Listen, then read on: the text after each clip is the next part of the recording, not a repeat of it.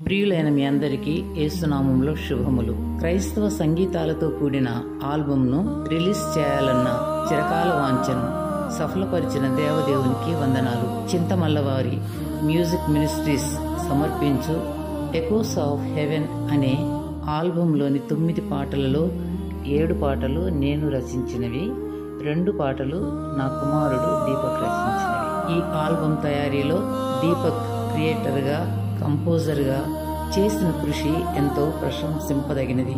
ఈ ఆల్బం లాంచింగ్లో కుటుంబ సభ్యులందరూ ఎంతగానో సహకరించారు. దేవుడిచ్చిన వివిధ తలాంతులతో మా పిల్లలు, వారి పిల్లలు దేవునిలో వాడబడుటను బట్టి దేవుణ్ణి స్తుతిస్తూ ఉన్నాను. నిజం చెప్పాలంటే మా చింతమల్లవారి వంశం సకల విద్యా ప్రవీణులు. పాటలు రచించడంలో, పాడడంలో మ్యూజిషియన్స్గా, ఆర్టిస్టులుగా పరిచర్య చేయడంలోనూ మంచి ప్రవేశం కలిగిన వారు. అందును బట్టి దేవునికి వందనాలు. మా పాస్టర్ రెవరెండ్ KRDV ప్రసాద్ గారి చేతుల మీదుగా ఈ ఆల్బమ్ను రిలీజ్ చేయడం మాకు ఆశీర్వాదకరం.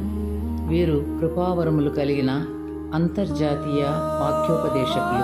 పాస్టర్ శ్రీమతి దివ్యప్రసాద్ గారికి ప్రత్యేక వందనాలు.